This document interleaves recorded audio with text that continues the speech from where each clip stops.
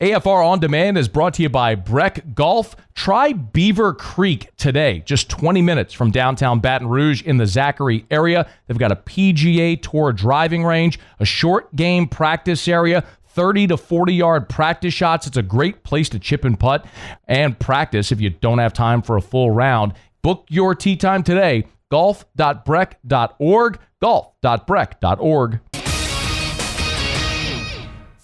Matt Moscona. I'm very important. After further review. Say it one more time. After further review with Matt Moscona. And here we go. Live from the Raising Cane studio. Let's ride!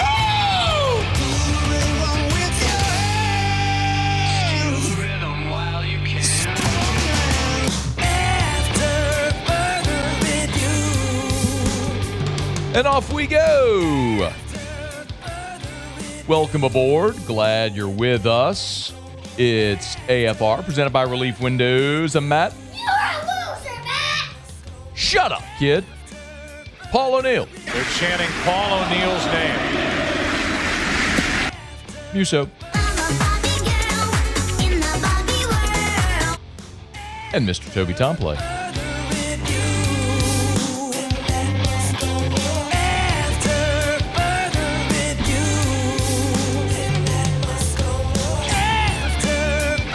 All right.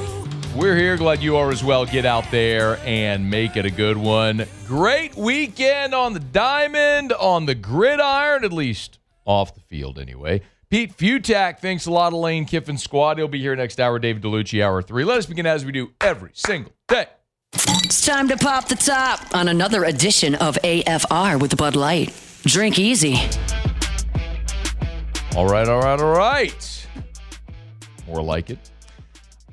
I'll tell you, a Monday wake up after a series sweep feels a heck of a lot better than a Monday wake up after 3 straight series sweeps when you're on the receiving end, I mean.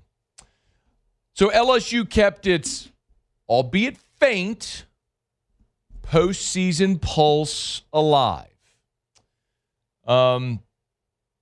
Tigers sweep South Carolina over the weekend at the box, and South Carolina is not a good baseball team. There's no mistaking that. South Carolina is bad. But you had to get a sweep in order to feel like there was a mathematical possibility of earning a regional berth short of winning the SEC tournament, which feels like a pipe dream. But you had to get a sweep over the worst team remaining on your schedule at home, and you got it.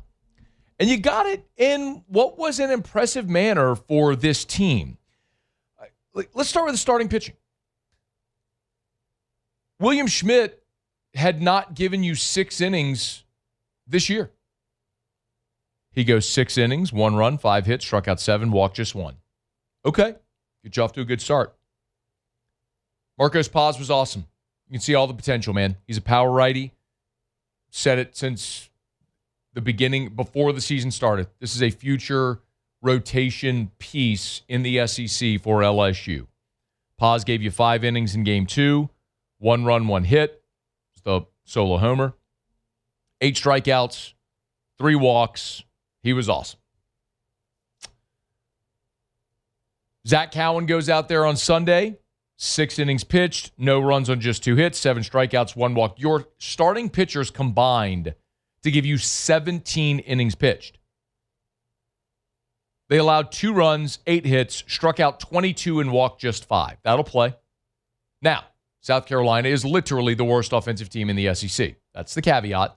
But still, you had to throw strikes, and you did. For context, you needed just 7 pitchers to win 3 games.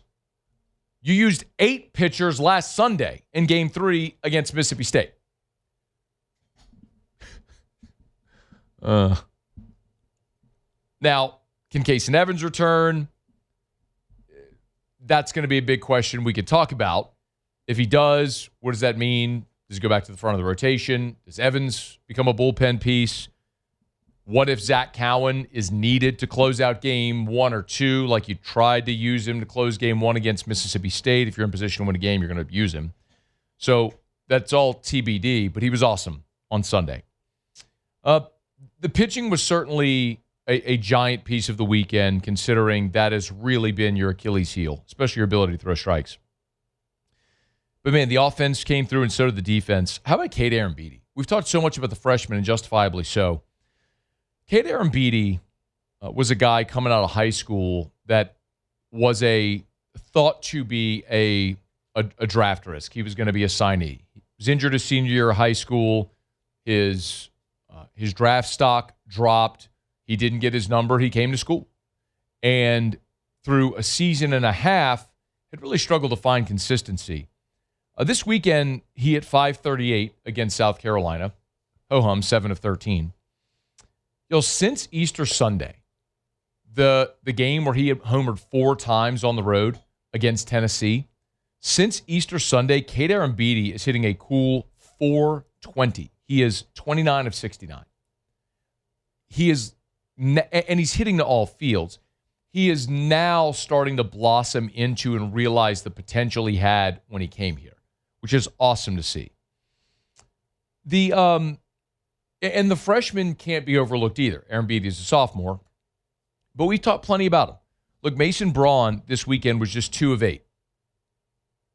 That's not awesome, but he walked 6 times and scored 4 runs. What you want from a leadoff guy is get on base. And Mason Braun got on base in all 3 games. Omar Cerna continues to be awesome. He had .416 this weekend, had 2 doubles, had the homer Sunday that broke the scoreless tie. One, of course, LSU wouldn't relinquish. Jack Ruckert continues to have really good at-bats. Talked about it a little bit with Terrio on Friday. He is a really patient hitter, hasn't had a ton of success or luck this year. I thought 2 really good at-bats on Sunday in the 6th and the 7th where he produced RBIs in both at-bats. The one in the 7th was a 2-out RBI single. It's so cliche, but cliches exist for a reason. Like, that is a winning play. Getting the knock with a runner in score position and 2 outs, like, can you get that run home? And Ruckert did there, which was great to see. William Patrick hit .363 on the weekend, scored 4 runs, had a walk as well. So you're seeing these guys continue to perform and develop. And then, as questionable as the pitching has been throughout the course of this season, the defense has really been atrocious. This team right now is fielding .965. We say it all the time. If you're above .980, that's like where the pros are, above .980. Jay's first team at LSU, I think, fielded .962, .963, something like that. They committed 2 errors in 3 games. It was a really good weekend defensively. As a matter of fact, if you were watching the game on Sunday, the top of the 4th might have been the best defensive inning of the season. Now, I'm not going through every game they've played and looking at every defensive inning, but the first out was the liner to Yaman in left, where he had to leave his feet to make the catch. Great play. The second out was Milam, went deep in the hole at short, slid to stop the ball, to glove it, and then threw the runner out at second from his knee. And then the third out was a rocket shot at Braun at first that he was able to nab. Like, you think about those 3 plays, Zach Cowan at that point in the 4th wasn't missing bats. It was 3 hard hit balls against him. But he got out of the inning because his defense backed him up. That, my friends, is how pitchers extend deep into ball games. When your defense backs you up, like they did in the 4th. And really like they did all weekend. So you look at LSU now, and I'm well aware of what they have ahead of them. Y'all, I'm a realist. I'm an optimist. I call myself an optimistic realist. I like to think the best, but I'm also a realist. I can tell you when I think something's going to happen, when it's not. They play Tulane on Tuesday, and then they go to Georgia. Georgia's already at 18 wins in conference play with 6 to go. They're leading the SEC. They're got a shot to be the number 1 national seed in the entire tournament. They're awesome. And you got to go play at their place. And you may not have Case and Evans, and it's just a completely different challenge than what you faced against South Carolina. And when we talk about the math, generally 13 wins in conference is that sort of benchmark. You get to 13 wins in conference play, typically that's what gets you into regional play. For LSU to do that, they got to win 4 of the next 6. I mean, you got to win a series at Georgia and a series at home against Florida. Florida's been a Jekyll and Hyde team this year. That I think is doable at home. especially if you play as well as you did this weekend against South Carolina. Winning a series at Georgia feels improbable. So with that being the case, if you aren't able to get to 13, you're going to have to go make a deep run in Hoover, maybe even win the SEC tournament, which certainly doesn't feel likely. So I get it. It is improbable still at this point that LSU earns a regional berth. It is improbable. After this weekend, however, mathematically, it is not impossible. So see if you can beat Tulane, go on the road, and give them your best shot, man. See if you can win a series against Georgia. If you do, it'll come down to that final weekend at the box. And boy, it'd be a great environment, great theater if this group of young players taking over for the veterans who underperformed is able to will this team toward and into the postseason here with a late season run. We'll see if they can do it. They checked the box on the first thing, which was sweeping South Carolina. Now, can you go on the road and beat the best team in the league? We'll find out this weekend. But they've at least given themselves the opportunity because of how they played this weekend. All right, it's After Further Review. We're glad you're with us. Our show Open Every Day is brought to you by Bud Light. Drink easy with the great taste of Bud Light, the official beer of AFR, the official beer of your Fighting Tigers of LSU, the defending national champs. There's still some of those national champion officially licensed bottles floating out there. You can find them at your favorite retailer. So look for them, ask for them by name, and drink easy with the great taste of Bud Light, the official beer of your Fighting Tigers of LSU. All right, it is After Further Review. We're glad to have you hanging out with us here. Really good weekend for the Tigers on the diamond with the sweep. Really good weekend for Lane Kiffin on the recruiting front. Ahmad Hudson picked the Tigers. He made it official Sunday morning. We'll react to it next on AFR. AFR. GLO, glowresources.com, glowresources.com. They are complete employer solutions. Over at Glow Resources, my buddy Jareth Knockan, his staff, man, they do awesome work. You can check them out on social media. You follow them online at glowresources.com, GLO, glowresources.com. The bottom line is at Glow Resources, they are experts at helping your business find the people to make your business the most efficient it can be. Maybe you're looking for skilled blue-collar labor, welders, pipe fitters, crane operator. They're looking right now in New Orleans. They have a client looking for a pavement milling machine operator. Look, the bottom line is it doesn't matter what type of job you're looking for, if it's skilled blue-collar labor or if it's any type of office job. Their professional placement division can help. Glow Resources can help you find the people to make your business the most efficient and effective it can be. GLO, glowresources.com, glowresources.com. After Further Review, presented by Relief Windows. Windows, doors, siding, and we do shutters too.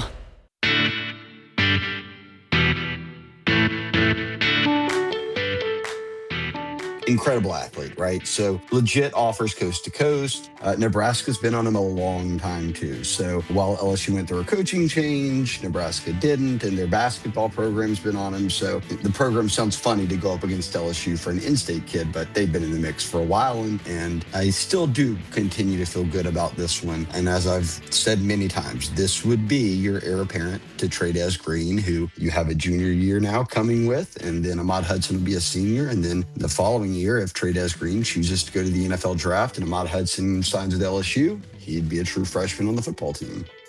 That was Shea Dixon when we visited with him a couple of weeks ago talking about Ahmad Hudson. Sunday morning, the good news came for the LSU Tigers. Ahmad Hudson, the 5-star tight end, the number 1 tight end in the country, the number 16 overall prospect in the country, made it official, picking LSU, offering his commitment, making it public, I should say, offering his commitment. Can't actually make it official until he signs on the dotted line. But Ahmad Hudson picking LSU over Nebraska, committing for both football and men's basketball. You know, it is not often that high school commits should get you excited in the transfer portal era because guys don't stay anymore. We got excited about Lance Hurd. We got excited about Walker Howard. You get excited about these guys in their recruitment, and then they're gone. This, however, I think is the exception. This type of commitment is the thing that should really get you juiced for a lot of different reasons. Listen, Ahmad Hudson is a guy we've talked about plenty. He is 6'6", 245 pounds. You probably know the bio by now. He's out of Ruston, where his dad, Antonio Hudson, played basketball at LSU under John Brady in the early 2000s. And Hudson is a two-sport star. In the Rivals industry ranking, he's a 5-star. He's the number 16 prospect in the country, the number 1 tight end, the 4th best player in Louisiana. That's for football. If you look over to his basketball recruiting profile, he's just as big a freak show. He is the number 24 prospect in America in basketball, the number 3 center, the number 1 player in Louisiana. He was just named Mr. Basketball for his junior basketball season at Ruston. He is awesome, a legit prospect in both sports. There's just no ambiguity here with a guy like Ahmad Hudson. And when you think about the future of the tight end position at LSU, this is why I think it gets you really excited. So, Trey'Dez Green is entering his junior season at LSU. You're seeing all the way to early mock drafts, and he's a projected first-round pick for the 2027 draft, meaning this would be Trey'Dez's last season in Baton Rouge. I think you understand how that works. So, if Trey'Dez goes pro after this season, just look at how Lane Kiffin and Billy Glasscock have stacked the tight end room. Now, I've been told Zach Grace, the Oregon transfer, is a 2-year guy. So he's a redshirt junior. This is a 4th-year junior for 2026, but he is intending to be in Baton Rouge for 2 seasons. So if you look to the 2027 season, Zach Grace would be a 5th-year senior. Malachi Thomas, the Pitt transfer, would be a senior in his 4th year. J.D. LaFleur would be in his 3rd year at LSU as a redshirt sophomore. J.C. Anderson, who was an early enrollee, who's a freshman in this year's, just signed with Kiffin, would be in his 2nd year. And then Ahmad Hudson would be an incoming true freshman. So you'd have 5 players at that position, 5 different skill sets, 5 different classifications. Now, I understand. It's the portal era. Guys don't stay. That would be a crowded room. You bring in Ahmad Hudson after Trey'Dez. Maybe some other guys leave. You cross that bridge when you get there. But as a coach, and as Billy Glasscock as the general manager, you can't think in those terms of who's going to leave. You have to build your roster based around what you know. And then if you have players leave, you address it subsequently in the high school ranks and in the transfer portal as necessary. The other part of this is maybe we just haven't spent enough time talking about is how Lane Kiffin uses tight ends in his offense. Because we've talked plenty about quarterbacks and how quarterbacks are mobile, and certainly we know that, using their legs. We've talked a lot about the running game. Kejuan Lacey was just an All-American, a 1,500-yard rusher, and you can go through the years. While the reputation for Kiffin is fast, hurry up, people assume passing, but really there is an emphasis on running the football. So we've talked a lot about Harlem Berry and Dylan Jones so far throughout spring practice. We talk a lot about the receivers, how Kiffin maybe doesn't have the elite level upper crust receiver. Instead, he went to the portal and got 9 guys to add with Phillip Wright coming back and the freshman coming in. And so he's got 15 guys. And of those, he wants, 4, 5, 6 that can emerge to become consistent contributors. Maybe we just haven't spent enough time talking about how Kiffin has used tight ends in his offenses. I mean, just look at the last 2 seasons at Ole Miss as an illustration. 2025, this season, Daquan Wright, who caught the game sealing catch on 4th down against LSU to seal it, Daquan Wright had 39 catches for 635 yards and 3 touchdowns. I mean, 39 for 635. That's a really productive pass-catching tight end. In 2024, Wright and Caden Prescorn each had 27 receptions. They combined, the 2 tight ends combined for 54 catches for 795 and 7 touchdowns. Lane Kiffin uses the tight end as a weapon in the offense. Now, Zach Grace didn't record a statistic this past year at Oregon. He's an H-back, a blocker. Malachi Thomas is a guy that can do both. Athletic, can catch, but he's big enough to be attached and put his hand in the dirt in a 3-point stance and block. Trey'Dez, we saw them move him all over the formation in spring. Sometimes he was in the 3-point stance. Sometimes he was as an H-back. Sometimes he was lined up in the slot. Sometimes he's out wide as a receiver. They're going to move him all over. And truthfully, Trey'Dez is your number 1 receiver. He's the guy they went and the pass catcher they went and invested a bunch of money in. So they are showing you, and you can see historically, the value they put at the tight end position. And now you have a guy from Louisiana who wants to be part of the class. Look, let's not get it twisted. Like, Ahmad Hudson ain't coming here for free because he loves LSU. He getting paid, just like every other big-time prospect is going to get paid. But this is the thing we talk about with LSU, why Lane Kiffin is here. This is why Lane Kiffin is at LSU. Because money matters. And money might be the thing for a lot of guys. And that's okay. Like, you're going to miss on some guys because if you have a dollar amount set on them and someone is going to pay more and all they want is the biggest dollar, some guys are going to go. God bless. No judgment. But if money's even and you're looking at tiebreakers, like what's going to be the thing that swings a recruitment, this is the illustration. It's the opportunity for players in Louisiana to stay home and play at LSU in 6 years. In 6 years at Ole Miss, Lane Kiffin signed 1 5-star out of high school. I'm not talking about the portal. I'm talking about out of high school. 6 years, 1 5-star out of high school. It was Suntarian Perkins in 2023. That's it. Lane Kiffin hasn't coached a game at LSU. And he's already got 5 signed or committed. Lamar Brown, Richard Anderson, Corey Barber, now Jaden Bryant, and Ahmad Hudson. It's 5.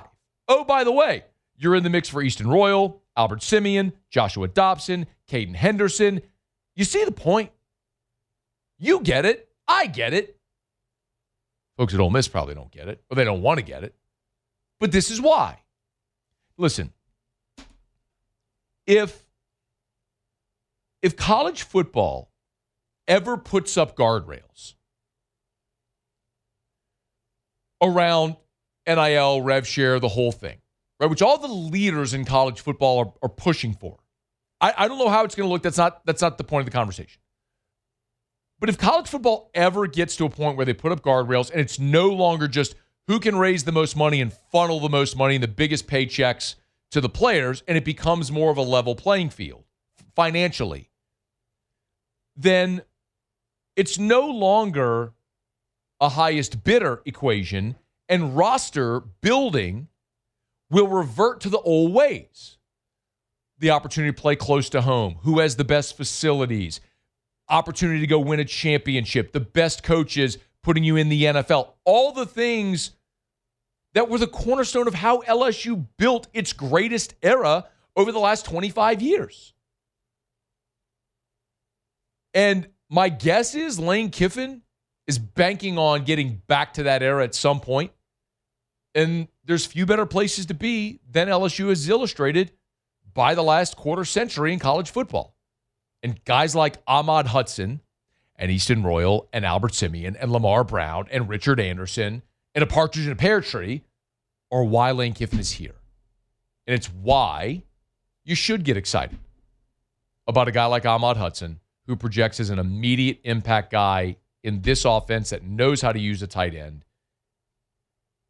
and could very well be immediately replacing a transcendent type player on the field in Trey'Dez Green. So Ahmad Hudson picks the Tigers, and that is an awesome thing for this class moving into the class of 2027. All right, y'all, it's after further review. We're brought to you by Arco Power Systems, ARCCO, Arco.com, Arco.com, Arco.com. Hey, we tell you about Arco every day, and I love telling you about Arco Power Systems because they're a great big giant business that's so impressive the way they run and the number of people and companies they serve. So Arco Power Systems, industrial generator power. You've heard me say it. You know it by now. ARCCO. Grocery stores, gas stations, banks, hospitals, schools, industrial facilities, doctors' offices, radio stations, TV stations, any type of business. Commercial building, industrial facility, municipalities. Power goes out, what do? Arco. And everything's turnkey. They can sell, service, install, rent you your Generac industrial generator power. Just at Jazz Fest this weekend. How do you power stages and lights and all that stuff at the fairgrounds? Well, you need industrial Generac generator power. How do you do that? Arco. ARCCO. Arco.com, Arco.com for Arco Power Systems. Well, it's after further review. Thanks for hanging out with us here. Saints introduced Anthony Jennings to the media today, the new defensive end signed from the New England Patriots. Well, let's hear some of what he had to say in half an hour from right now. Pete Futak will be with us in 1 hour, college football news. Pete's got a great piece up right now looking at 26 questions for the SEC out of spring for the 2026 season. There's a really heavy LSU flavor in that piece. So I want to knock that around with Pete coming up in 1 hour from right now. Then David DeLucci to kick off hour 3. We got a ton to do. Let's knock out a quick break. We'll come back. We'll go around the SEC. Stick around. It's AFR presented by AFR. Hey, you've heard so many people talk about peptide therapy, right? Someone asked me this morning, I was doing morning scone, hey, Matt, it's going like, where do you get your peptides? Well, the answer is Goodwood. And I know the perception for some is, well, they're an ED clinic. And yes, they do ED treatments, but they do so much more. Hormone replacement therapy, but also peptides. Well, what kind of peptides? Well, the answer to that question is really anything. See, peptides are strands of amino acids that are compounded to help your body perform its natural function at its highest level. So if you want to reduce brain fog, if you want to build muscle, if you want to sleep better at night, if you want to burn fat, if you want to have more mental clarity, if you need help recovering from an injury, there are peptides for all of those things. If you want to learn more, if you've heard people talk about peptides, you want to learn more about what may be best for you, yourgoodwood.com. Schedule a consultation. Go talk to Gabe. Yourgoodwood.com. Yourgoodwood.com. After further review, presented by Relief Windows. Windows, doors, siding, and we do shutters too.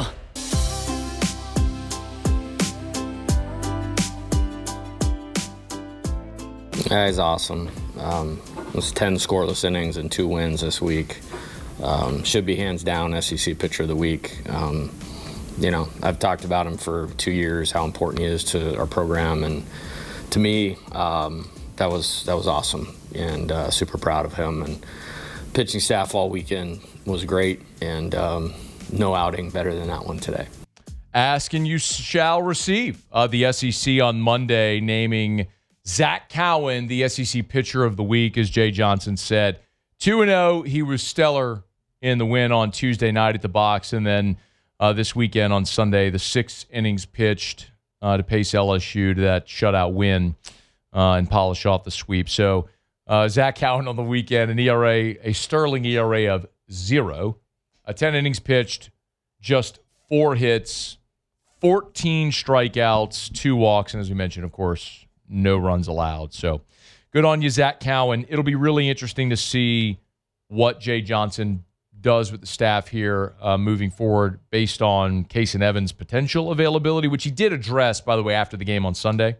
Well, he played catch yesterday very effectively, very positively, and like I said, there's nothing wrong, no structure deal, but it's just with the talent of his, be completely irresponsible, me to rush him back. So if he hits the marks of protocol, then he'll be available this week. If he doesn't, he won't. So we have some marks, but the first hurdle was cleared. Let's just say that, and then we're going to have to get him on the mound and see how he recovers on the mound. But very, very positive, and hope he's available.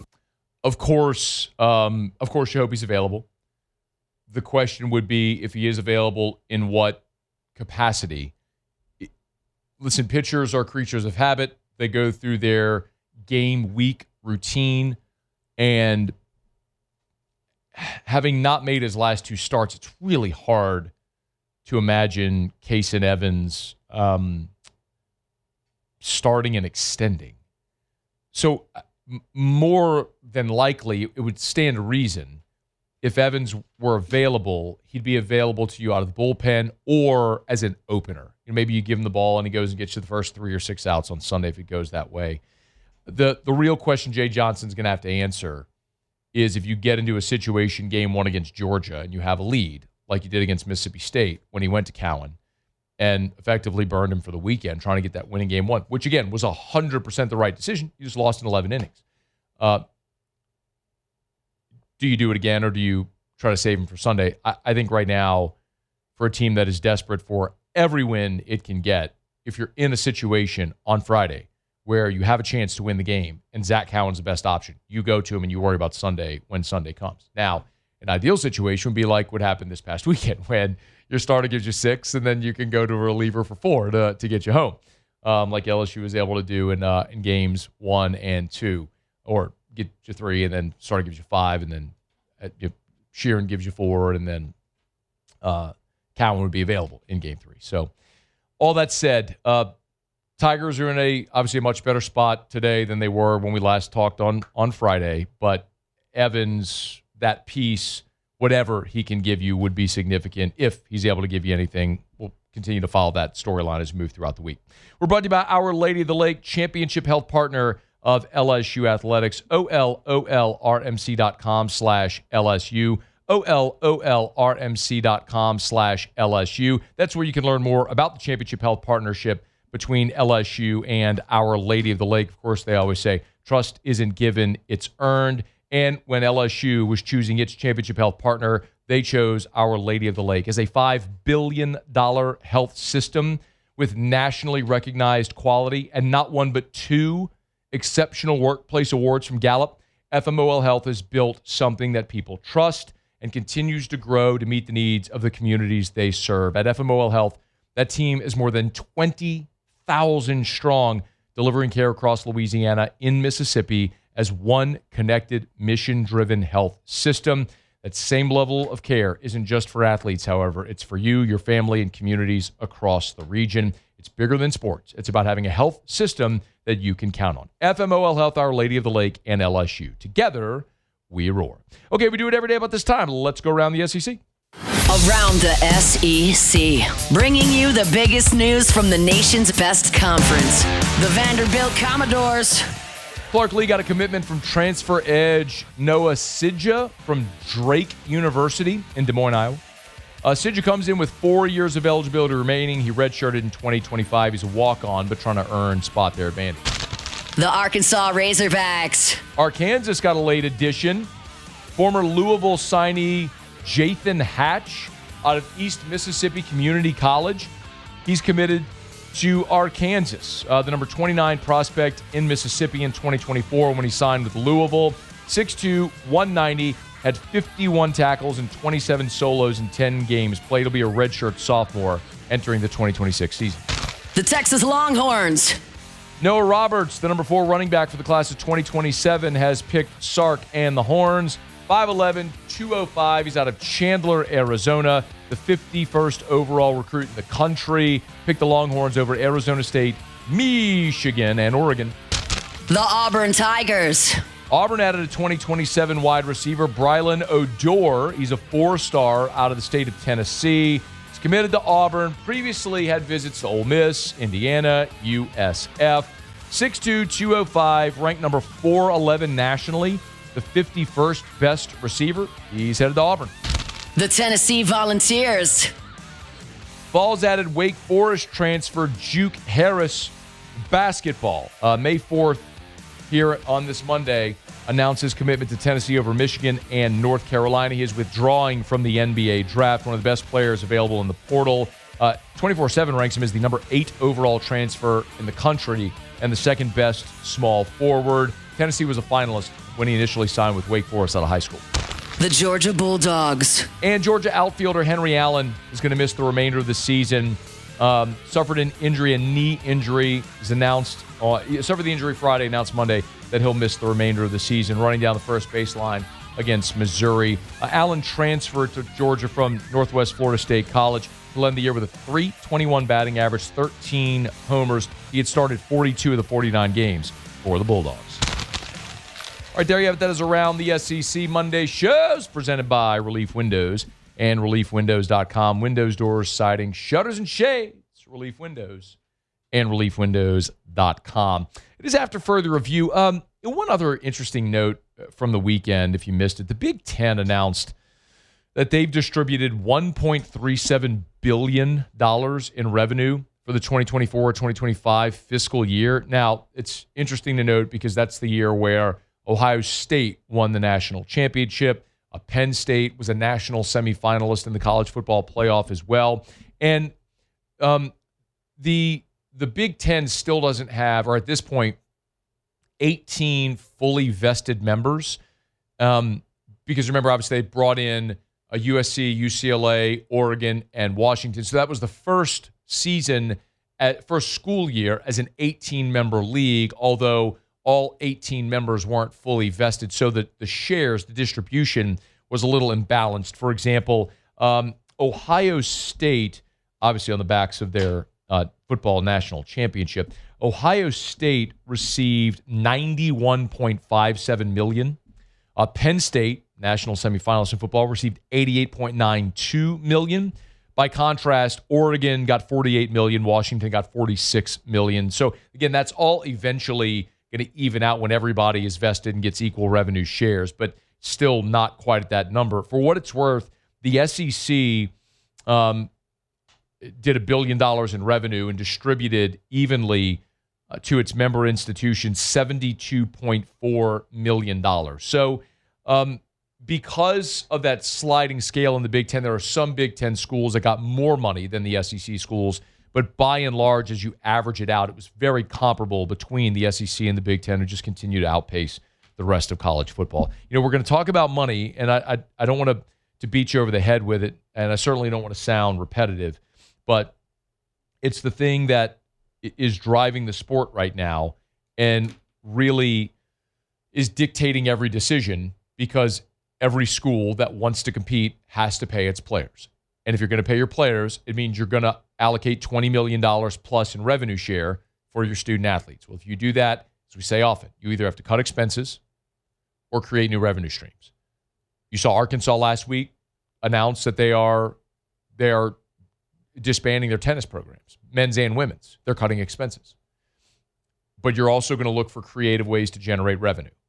And one of the easiest ways to do that is TV, which is why you're going to see an expanded college football playoff and why you're seeing Duke make the announcement they did a week ago, the Amazon deal that they did for 3 men's basketball games. And it's just, that's going to be a part of a conversation. And so as we look at it locally, there's some things you can tell very clearly that LSU has done. You know, the deal with Venture Global for the name on the field, Woodside Energy for the jersey patches are two sort of very notable, prominent things that LSU has done, decisions they made, partnerships that they've reached to increase revenue. And there's a lot of large-scale fundraisers that you're seeing as well, but it's not going to be just donor dollars giving money. It's going to be more creative ways to generate revenue. So just something always to keep front and center, top of mind with how the dollars are being spent and where they're going, because that is driving decisions. That's going to keep this whole thing afloat right now. Big Ten revenue exceeding $1.3 billion for last fiscal year. All right, it's After Further Review. Monday shows are brought to you by Relief Windows and ReliefWindows.com. Quick break. We'll come back. Garrett Nussmeier hasn't even taken the field yet for rookie minicamp. We already got good news for Nuss. I'll share it with you next on AFR. After Further Review. Okay, y'all. Mother's Day is Sunday. Did you forget? Better not forget. Better take care of Mom. Clegg's Nursery can help you do it. If Mom's a green thumb, or if she's not, and you just want to give her a beautiful plant, flowers, great selection over at Clegg's Nursery. So get on by. If Mom's a green thumb, gift card to Clegg's is always a great option. Buddleias are awesome. The butterfly bush, beautiful. Drift roses look amazing this week over at Clegg's. There's so many blooms that are great gifts for Mom on Mother's Day. You cannot go wrong with hanging baskets, hummingbird feeders, tuned wind chimes, beautiful options for that Mother's Day gift for Mom so she can enjoy her outdoor space. Buy local, shop local, tell them Matt sent you to Clegg's Nursery. After Further Review, presented by Relief Windows. Windows, doors, siding, and we do shutters too.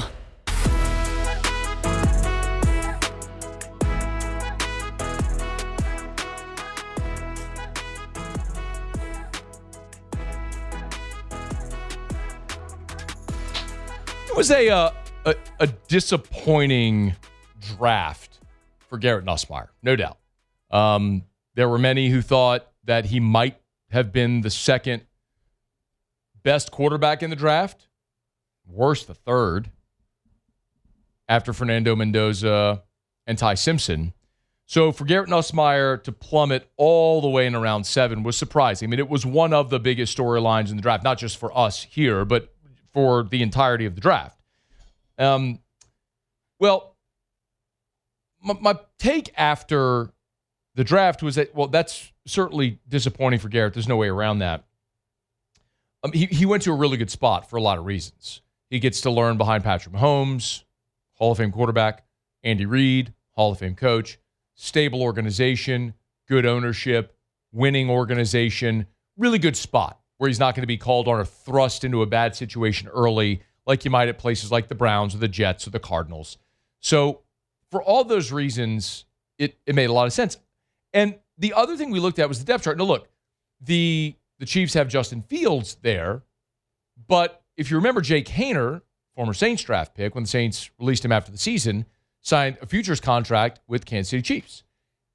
And you might remember that on that Monday, after the Chiefs drafted Garrett Nussmeier, this was my opinion. This was my opinion. The next quarterback, if you've forgotten, is Jake Haener. So this is a really bad day for Jake Haener. Justin Fields is very likely going to be the backup quarterback. But Garrett's going to have a great shot to be the number 3. If you ask me, do I think Jake Haener or Garrett Nussmeier is going to end up as that number 3 quarterback? I'm pretty sure Nuss is going to have a great opportunity to do that. And on Monday, the Kansas City Chiefs have waived Jake Haener. All right. That'll babe Nuss.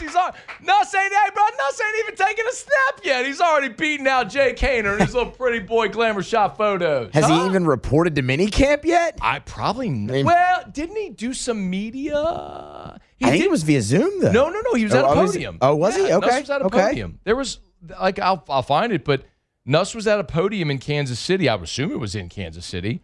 And remember, there was the video he did walking in the airport. Okay. So he must have just, after the draft, booked it over there. Yeah, booked it right over. So anyway, man, look, I think this is a really clear indication. Look, here it is. Here's the Nuss press. See, look, he's there. Right there. Yeah. So he's impressed. Yeah. There he is. So you want to? Can you pull that up? There he is. So Nuss did his. So he's been there.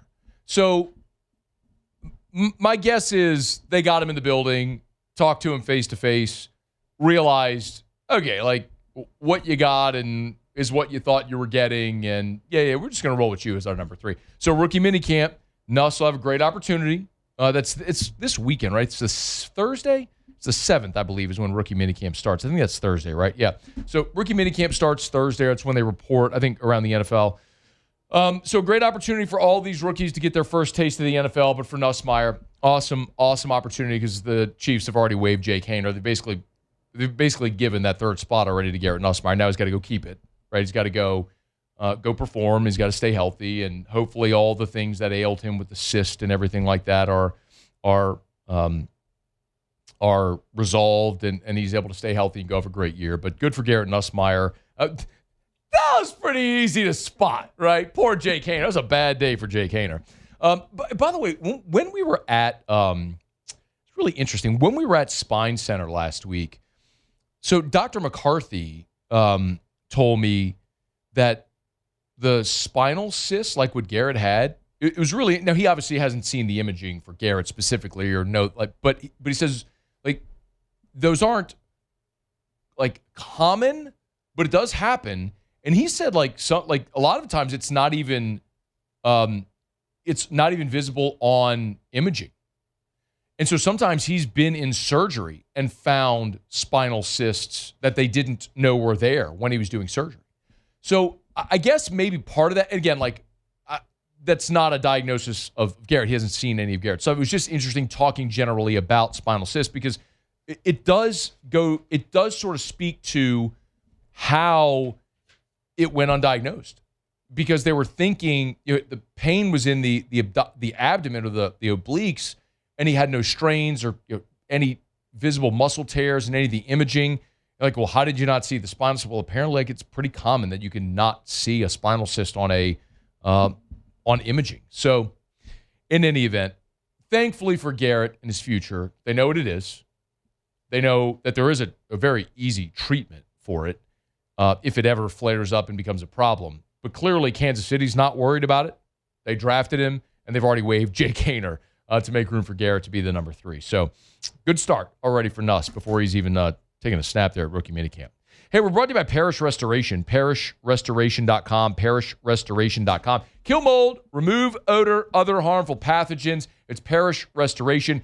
Go to the website if it's your home, if it's a giant commercial building, church, doctor's office, gym, workout facility. They'll come in, spray their patented non-toxic dry fog.